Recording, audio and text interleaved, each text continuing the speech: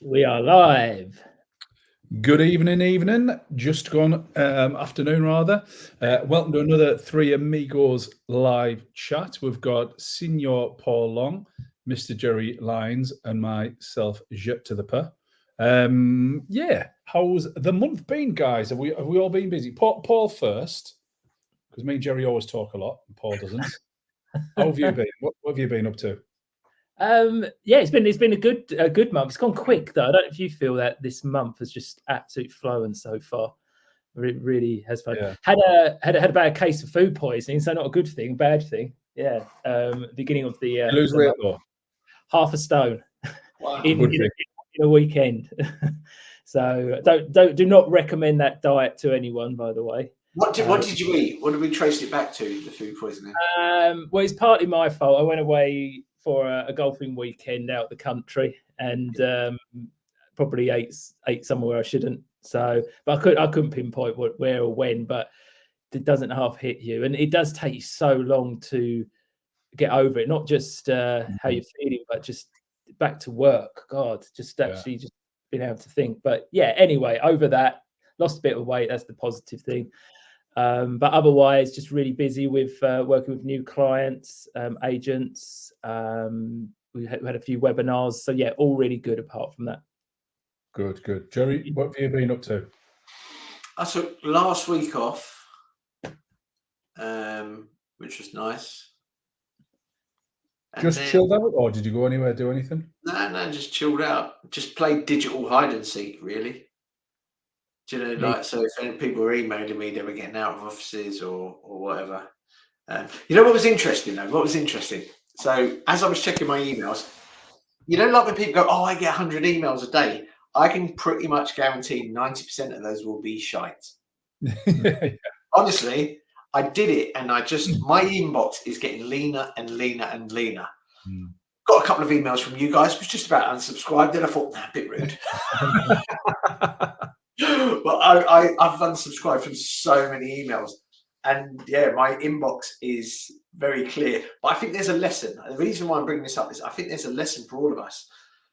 Some companies make it so hard to unsubscribe. Now, when I say so hard, it's like 30 seconds. You have to, oh God, but it feels so long. Sky TV do it the best. I unsubscribe from their emails, but what they do is they bounce back something to you that actually says, "Are you sure you want to unsubscribe? You're going to miss out on 1, 2, 3 things." Yeah. That one, I still unsubscribed before. Fuck them. But you know, it's a lesson because we all have email databases, and I just thought it was the cleverest way of trying to keep someone, rather than go, "Oh, you sure you want to leave? Oh, what do you want to leave from?" And charities are the worst, by the way. The tick boxes is just incredible. Just piss off charities. I'm never giving to you a lot again. But no, aside from that, it's all right. The weather's going to apparently get better. It's all right. It's funny you should say that, actually, because it's part of, because I used to use Infusionsoft for my email. We went to MailChimp.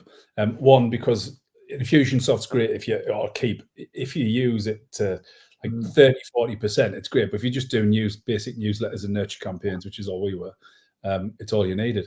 But they've got something, it was called Infusionsoft University or Keep University. And, I went on a couple of the courses and stuff. And it was very good for English, UK law and American law. And it's a bit like the landlord fees. You've got to make it so I shouldn't have to go and look for it in terms of unsubscribe. It should be unsubscribe, tick here, blah, blah, blah. But I unsubscribed loads, especially when I saw the agency, because I was getting loads of crap I didn't need. Probably got rid of 80% of it. And some of them are so freaking hard. Like, honestly, I'd rather run a marathon than unsubscribe. And it's almost that they're trying to grind you down in the hope that you go, "Oh, screw it, I'll just stay. It's not that bad." But what's that? They're so dumb of them, because they're not creating engagement, they're creating resentment. Yeah. Well, it's funny. So dumb. Yeah. It's funny you say about engagement. Those email systems now, the algorithms do look for engagement on your database. So one of the things that crops up all the time now is you get messages that you need a certain percentage of people in your database to engage. Otherwise, these email systems will alert you that you've got to improve it, and that's new. So we're fairly new. But yeah, so like you were saying, Jerry, having all these people on your database who want to get off or aren't engaging with your emails are actually causing more problems than it's worth. Yeah. When we changed from Infusionsoft to MailChimp, Sarah, who you know, Paul, you use her as well. She was telling me about that, and she said I had a database, I don't know, say 2,000 estate agents and letting agents, like decision makers, and she said we've got to reduce that. And she literally looked at bounces, great, so that got rid of 200, and then she looked at unengaged in the last 12 months, like who literally has not opened an email, and it reduced by another 300. And it was like, so then it was 1,500, and then I think in the end we got it down from 2,000 to 1,200, which is still a lot when you think about the decision. It's like, you know, I don't go for the negs or the apprentices or anything like that, because it's who's bought the book or signed up for courses. But at first I was like, it was the vanity sanity thing. I've nearly halved my database. And she said, well, they either weren't decision makers, weren't engaging, never read a single bit of your content. Are you bothered? And it was like, nah, it's a fit database rather than a fat database. And it costs, because the most of these email providers are charging either for the number of contacts or the number of emails you send. So, you know, we were using Infusionsoft, and it's not a session to slate Confusionsoft, as most call it. And we were up to about £500-600 a month just for the email system because of the number of emails we had, and we weren't, say, half those we weren't engaging with. So we changed as well, and now we use a system where it's actually charging us for the number of emails that we're sending. For us, works a lot better for us. Which one you're on, Paul? So mine's tied in with Go High Level, which is obviously a lead generating platform as well as email. So that's the way they do it on theirs. Yeah, good. On that. Good. But yeah, I've been up to. I've started playing cricket again. Cricket season's on. Are we a bowler or a batsman? We're a batsman, and we haven't bowled for 20 years. However, we were short the other night, so we had to bowl. And we have got backache, hamstring ache, our calves are aching. And I've got muscles I didn't think my muscles are aching. But no, I enjoyed it. It's because I packed in playing rugby because I was literally aching on the Saturday from the previous Saturday, like just muscles. I just wasn't recovering. I'm not talking about like a bang or a bump or a bruise or anything. This was literally just aching, just your muscles. So I thought, I'll go play cricket. But then it's exactly the same. It's like you still ache. It's just different muscle groups. So get yourself an ice bath. You're sorry? You need to get yourself an ice bath. I've got one. I do it. So I got the little Lumi ones, the little ones, but like me fitting into that, I mean, I needed bloody olive oil and talcum powder to fit in it and a shoe on. But then, because I'm a tight northerner, I wanted to make sure I was going to use it and get the most out of it, which I was. So then I've upgraded and I've got like the bigger one where you can sit down. I'm still too tight to pay for the actual chiller itself. So I just buy. I just put ice. In our one, I just put loads of. We get this food delivery service, so they give you loads of ice packs. So I just put those in and take them out when somebody jumps in. Well, we've got one of them American fridge freezers, so I mean, the kids go mental because when they come down for a cold drink and there's no bloody ice in, and I'm like that, sitting around to buy me ice and me rubber duck. And did you not find that helped? I find that sort of helps my legs if I'm running. I'll get in it. Oh, it does. It's brilliant. It's really, really, yeah. I'm only messing. It's like, I pulled my calf the other day. It was a pull, not a tear. So I got in it for 2 days, and literally by the 4th day, which was at the weekend, I was all right again. And then I started training again on Monday, and I'll be playing. We haven't got a game this week, but I'll be playing on Saturday. Ice baths are brilliant. You meant to use it for anything to do with like cardio stuff. You don't use it for muscle. So if you go to the gym and you're trying to build muscle, you don't use it then, because that's that hypertrophy. You want to be able to split the muscle so it heals back. But anything for running or cardio or anything like that, it's perfect for. Yeah. Talking of sports, should I segue seamlessly into my topic for today? So women's ice hockey. Usyk versus Fury, the big boxing fight at the weekend. Alexander Usyk became the undisputed heavyweight champion of the world. I think it's 30 or 40 years since it's been done. Yeah, since Lewis era. And it did get me thinking, because I was into the build-up, and it was all about the big man's going to win. And now in agency, sometimes I've come across people that want to market themselves, quite small agents, bigger. They want to look bigger. Where I think if what we can learn from Usyk was he played to his strengths. He really played to his strengths. He knew he had a real good psychology. He's got a brilliant sport in mind. He doesn't get phased at all. But he was the quicker man. He got in the quicker blows. He realised he couldn't knock Fury out with one punch. So he almost did it with a several barrage in the ninth. And I think the parallels with estate agency are, if you're a small agency, your strength is not being big.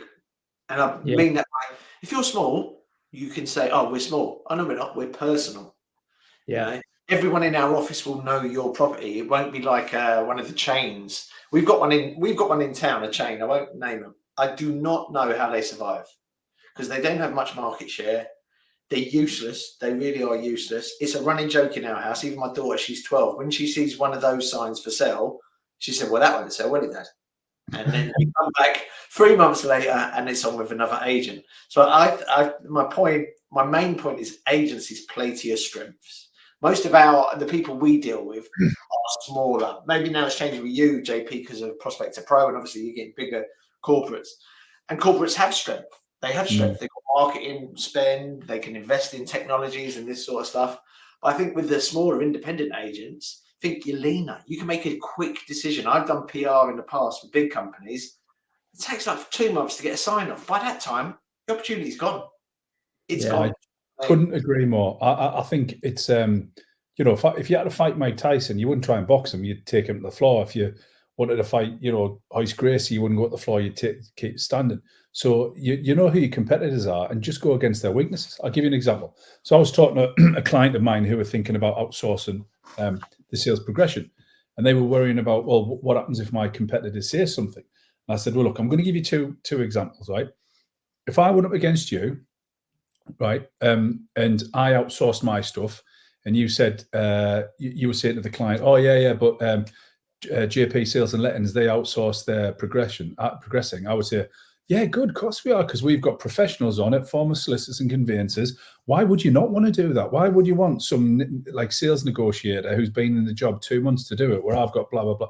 You get the gist. And I says, now we'll flip it on the head. You did the progression, and I had it internally, and they said, yeah, but they're the experts. I went, our guys is just as good as them, and why would you want a third party who doesn't care about your house from start to finish as us? So whatever the situation is, you spin it to your advantage. If I went against a big corporate, I would say you're not another number, right? With us, we're boutique, we're very concierge, we'll hold your hands, we do everything in-house, we look after you. Yeah, but they'll get the exposure, and I says, well, everyone puts it on Rightmove. Everyone's got a list of buyers. You know, any buyer that's over 3 months isn't actually not looking anymore, according to statistics, blah, blah, blah. So, you know, we're in the community. They're a big corporate. Nobody likes them. Nobody knows them, you know. So I totally agree, mate. You spin it to suit you and your narrative. Yeah. I think some great points there. I think some things that what I used to hear when I was doing valuations was that a lot of the time, the person that you're dealing with wants to continue to deal with you. You know, you'll go out on the valuation, and they don't want to be kept being passed to someone else. So I think, like you say, that personal service where only one person or a couple of people will be involved in the property is a huge marketing impact or marketing opportunity for smaller agents. I think that is one of the biggest things. Well, we did something, and Jerry helped us out on this when I had the agency, where it was like we did our perfect MA. So we looked at, remember, Jerry, we did the pre-MA evaluation, the actual evaluation itself in the post. And it was things like, well, what happens when the phone call? So we went through the questions, and it was brilliant, and it was really good. And our conversion rate like popped up 10%, 15%, and then hovered around 10%. But one of the things we did is we personalized it, and Jerry very kindly did all the wording for it. So when we went out, we had a great brochure, and it concentrated on 3 things: people, the company, and the process. So people buy from people. We know that. Mr. Watkins blabs on about that nearly as much as he does pie charts, but he blabs on about it, and he's right. He's absolutely right. People want to know people, and there's tons of research out there if you just Google it. But and here's the thing: there's 2 things that I'll caveat with. If and this is why in the majority of cases, not all of them, the majority of cases, individuals such as like your, I don't want to mention any names, but like your self-employed agents, a self-employed agent, 99 times out of 100 is not the market leader in an area. They're just not. But if it's all about the person, why are they not? Because people want to feel the security that they are supported by a company that can do the do. So if I went up against you, Paul, and you were just an individual, right, I would talk about my individual status in my company. If I went up against Jerry and he was an individual, but he also had a company, I would add a third thing is great. So has he talked about his 12-step process to get a premium price in the time frame that suits you? No, he hasn't. Oh, really? He hasn't. So how's he going to sell his house? I don't know. He just put it on the portal. Right. Well, that's a little bit worrying because we will give an offer. We will take an offer you can refuse, or the legal eagles. And Jerry wrote all this. And one of the things he was a picture of who you're going to talk to in the process. So you're not just talking about like I'm valuing your house. I'm going to introduce the people who are going to actually negotiate and then progress it because I can value your house. You put it on, that's my job done. I'm here for you, but you don't have to see us.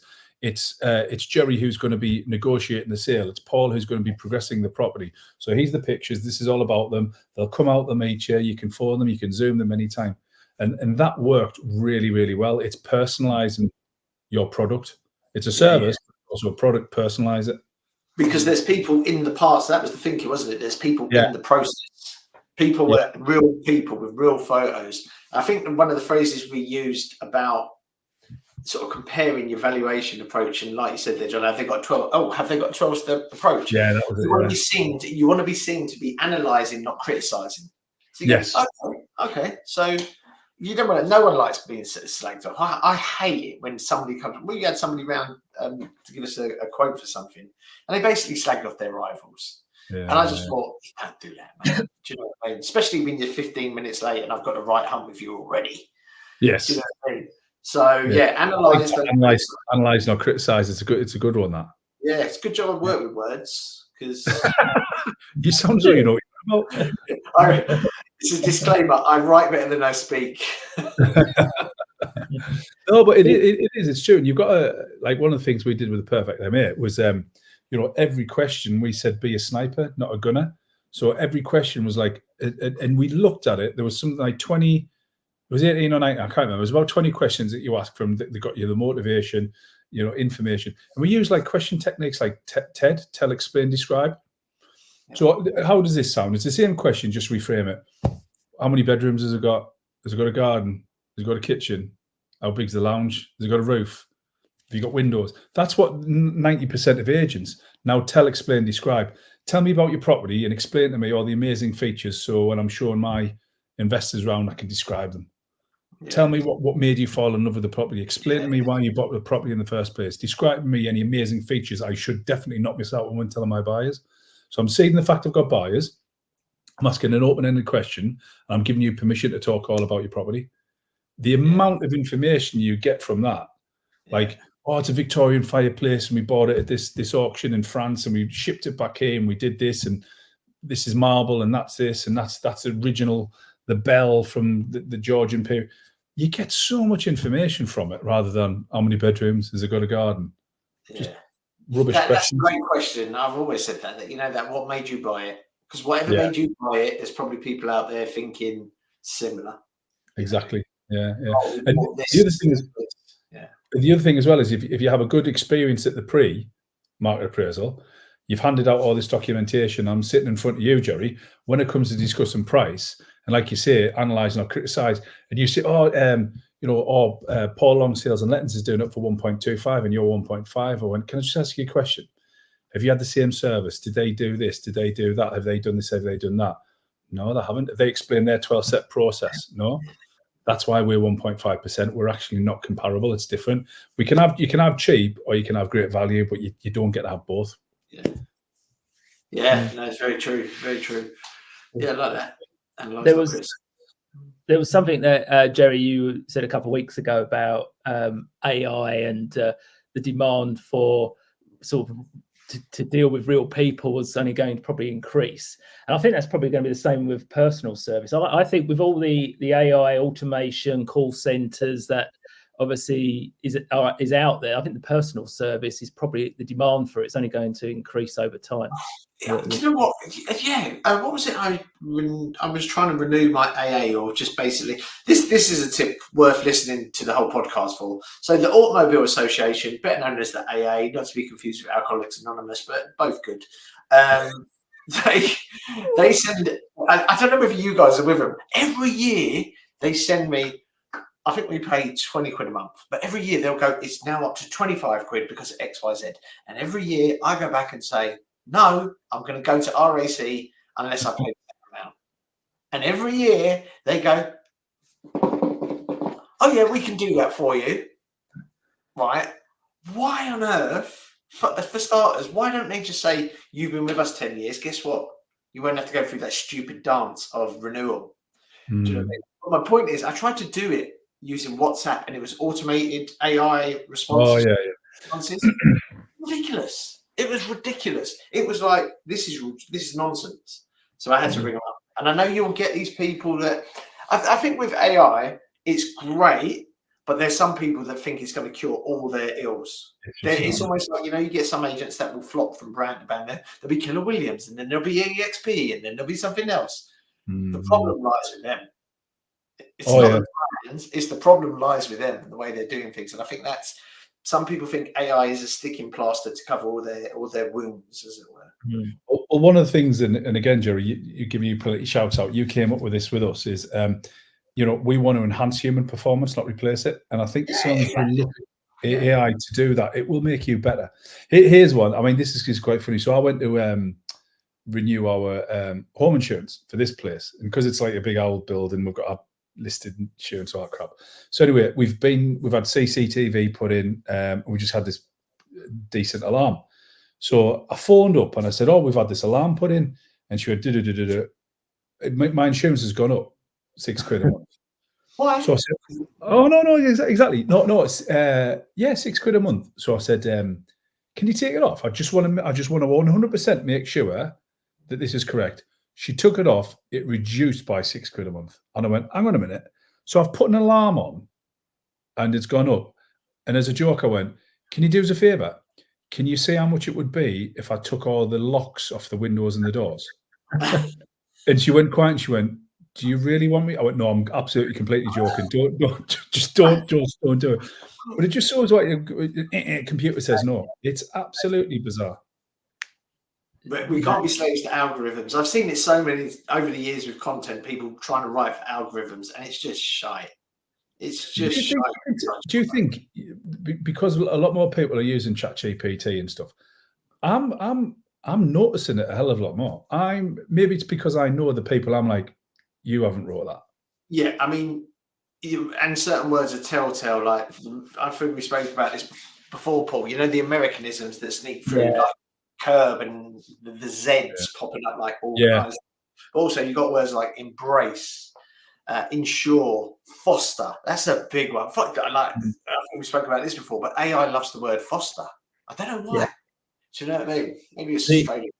The biggest one is when you've had an email back from someone, which normally someone just write 2 lines and be quite friendly, but it's a whole page, sort of business-like email, and you think that's definitely not been written by you. So the worst I've had it is when somebody who was a client for about 3 years sent us this termination of their membership email, and it was, like I say, it was about 20 lines, and it was so obviously written by AI. And I thought, however that's long, just go, hi Jerry, we're changing direction, thanks for the service, bye. What's wrong with that? Do you know what I mean? So I think you need to weigh up, because we use AI in our business, certain things, especially for analyzing meetings and stuff like that. I think you need to weigh up where AI is going to help you and where it's actually going to hinder you, your brand. If you're going down the route of being, and this goes back to the Usyk Fury thing, if you're going down the route of saying we're hyper personal, we are the most personal agents, the minute you send a generic email to someone who's already a sort of warm lead stroke client, I think you're putting yourself in a brand mismatch. Your brand is not living up to what you're telling people. Yeah, it's that whole say-do gap, isn't it? What we say we do and then what we actually do. There's quite a bit of a gap in between. Yeah, it's a good point about the email. But Paul, like JP sort of rightly spotted, me and him like to talk a lot. What have you been doing? What has Paul Long been doing apart from vomit and diarrhea? So we had a really good webinar last week, where one question that keeps coming up, not only on the webinar that I was on, but a question that keeps coming up is about engagement on social media, because I think a lot of agents are putting a lot of effort into social media content and activities, but they're just not seeing the engagement they would probably want to see. And engagement means, comments, likes, shares, reach, all combined together. So what we did do is we ran through sort of 4 or 5 really simple tips, which I thought I'd share today in case people didn't see those, just to help and understand how those platforms work and how you can benefit from some slight changes to really help. So one of those things was about the type of content. And I think probably one thing a lot of agents are guilty of is just making all their content about property, which should be there. Definitely include property, definitely talk about how you can help people sell, let, and educate them, and even use your property and listings. But really, there are a lot of people who are outside of that type of content who aren't going to be interested. So local community content was one of the tips. Do make sure you're covering bits of content that highlight the best features of your local community, the place you live. Get on the radar of people who perhaps aren't thinking of selling or letting yet, but you get on their radar by them taking notice of your content, and then later on, if they're going to recommend, refer, or actually sell their property, you're going to be one of the people that are thought of. So content types was one thing. And I think you do a lot of stuff, don't you, Jerry, on local sort of community content? We always have done. We were the first. We were literally the first to stray away from just talking about sales and lettings to we've always done community stuff on a Friday. I will say one thing about ChatGPT. There is a brilliant way on ChatGPT to create area guides. And I'm not going to tell the people, unless they're clients. Unless they're members of the Content Club or the Ethical Agent Network, you're going to have to find out yourself. It took me a year to work it out. Yeah. Local community, when we look at, we're lucky we look at lots of accounts, but when we look at the accounts and what posts and content does the best, it's always the local community content. But it always gets the most engagement. Well, if you look at the Laws of Influence, Robert Cialdini, so he wrote a book back in the 80s, and it stood the test of time, and he was like a PhD professor at Stanford or MIT. It was something like that. Maybe it was Penn State. Psychology professor, and he talks about these 6 laws. And every bit of social media content should have a combination of 2, 3, possibly 4 of them. So I quickly go over them if I remember. Likability, basically don't be a dickhead. It's very simple. Don't talk about politics, religion, anything that's going to divide opinion or piss people off. Consistency. Even football, it's a good one. Yeah, football. Consistency, do it every single goddamn day. Social proof. So it's things that are like proving what you're doing, like you're out and about in the community, you're, doing your charity stuff, whatever it is. Authority. So this is talking in particular about things that people are going to go, wow, they know their stuff. Legislation, compliance. If you're speaking on stage, you're at a networking event. So there's a lot, and I can't remember the other 4. Reciprocity. Given without the expectation. So free area guides, downloads, everything like that. But the proof thing is important. That's social proof. Everybody puts on house for sale, for sale, for sale. What is that subliminally telling people? That you're not selling, right? So put on house for sale, but only once you know you've sold it. And also, and we did this. I mean, it worked very, very well at the time. I don't know how it's doing since I sold, but if you put on things like sold this in 3 days, so statistics and phrases and quotes, people love that stuff, right? So because it's real, or people perceive it to be real. But success stories and birds of feather flock together. If you're like low to mid market, like a lot of agents are, but you want to get in the high market, don't be putting your little 2-bedroom terraced houses for 80, 90,000, 100,000 on. Put your higher stuff in because people want to be associated with. And this kind of sort of is the whole pie chart thing. right? So if you put your number one, people want to be associated with the best. Nobody wants to go to the 13th best restaurant on TripAdvisor. When was the last time you looked at TripAdvisor and you went, right, give me the 455th best hotel to stop in York? No one did that. They want the top dozen or something like that for the best money, of course. So when you're putting yourself on as a pie chart, and this is where me and Chris, who I love dearly as a brother, we just sort of disagree, because I back my stuff up with facts and scientific research. He just backs it up with a pie chart saying they're all shit. But if you put on, like, number one, and this is the reason, and this is how we help people, and like a bit of a story, it bloody works. The amount of business we did get from that about talking, I don't know, Jerry, you do the same about your content stuff. You talk about what you deliver. Your area guides are probably the best-selling guides in the industry. Well, they're paying for my daughter to go through private school. You've changed, Lyons. You've changed. You said about one thing. You said case studies. Yeah. One thing which I've seen work really well is with the case studies. Obviously, put your review in there, but then give a little bit of a story about who you helped and how you helped them and your worth. Because one thing it does do is, if you say who you helped, maybe it's someone who's lived in a property for 40 years, they haven't moved for a long time, and they're moving down to the coast. Someone can relate to that person and they say, oh, that's me. I'm thinking of moving. That's me. Look, Paul's helped someone like me. So it allows them to relate to the people that you're helping. Really totally. Really cool. Well, they do it in sales, Paul, doesn't it? Like what me and you do for our coaching and stuff, is when you look to the Yanks, they've got like a structure of how you do a webinar and stuff. And you're almost like saying, this is you, this is like you. And then if people, we want to move down to the coast, so we want to do that. And that's how you've got that connection, that epiphany bridge that they can help me as well. Yeah, you've been there, or you know what they're paying, or you know what they want. That's really powerful. You know what? It's interesting because I read somewhere recently about social media being saturated, obviously, which it is. But they were saying that people are yearning for authenticity. That's why these sort of podcasts, they were saying these independent podcasts are outdoing some of the big corporate funded ones by a considerable amount. Yeah, just because they're a bit realer. Obviously, the corporate funded ones can spend money to boost up the algorithm and all that malarkey. But I think the same applies to any aspect of life. I think social media in particular, we only see the highlight reel. So if people are authentic, you buy into it. I like what you said there about the highlight reel. People only see the script. I've nicked that from someone, to be honest.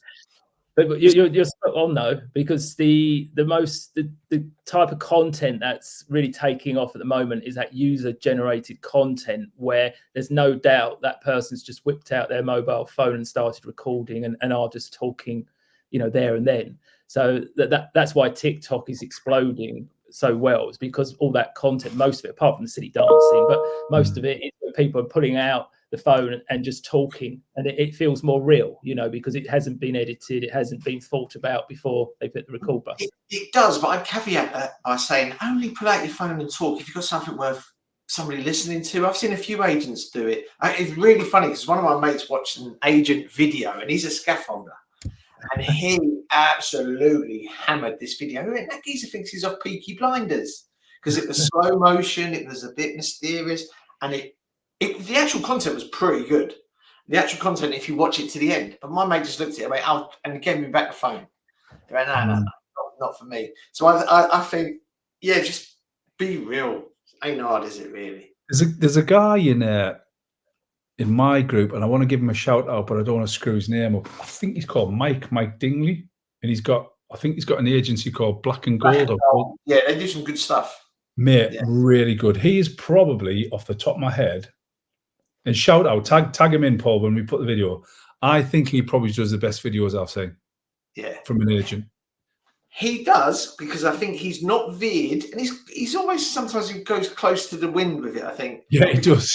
I've seen a few videos though, and you think, are you estate agents or entertainers? Because do I want to see you dancing around? If I'm I think if he does them like 1 out of every 5's funny, or 1 out of every 6 or 10. Oh yeah, he's got a good rhythm though. That's what I'd say. He does get a lot of things right, where some agents, every other thing I'm seeing from them, they're dancing around or doing some silly stuff in slow TikTok. motion. Yeah. It'd be good, but I do think there is a big element in. I wrote about this recently. There's an element in the state agency that because it's a circle, they're creating content for their own circle for other people to go, oh, he's a legend. No, you're not. King Arthur was a legend. You're just a bloke that semi-detaches in Droitwich or whatever it is. Do you know what I mean? Right? Yeah. So we've got to keep it real. We've got to keep it real. Create content for the audience, not for your colleagues. Do you know what I mean? Don't give a shit about what your colleagues think.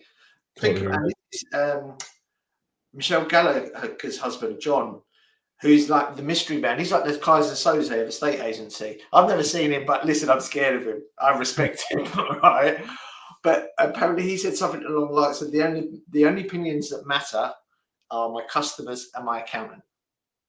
My customer, and this is from a guy who is with Michelle as well. She's just a powerhouse on her own. Do you know what I mean? Mm-hmm. That sort of approach, I think they're not doing it for egos. Do you know what I mean? You're not entertaining as a estate. Does he really value his accountants? I mean, mine's telling me what I can and can't do all along. No, I think the point was there. The accountant will come back and tell you the numbers. I know what you mean. My accountant, he won't listen to this. He's so boring. I hope you don't listen to this. He's not. He's lovely, actually. Just in case, he's really good. Yes. I've never been fined, put it that way. You are now. I probably need a new accountant. Right. Well, on that note, I think we're over the half-hour mark, so I think that would be a good place to stop if we're all in agreement. So, thank you, Jerry. So, thank you, John. Have a great week. He's gone. He's gone. Thanks, everyone. We'll all catch up with you again soon. Thanks guys. Thanks for watching.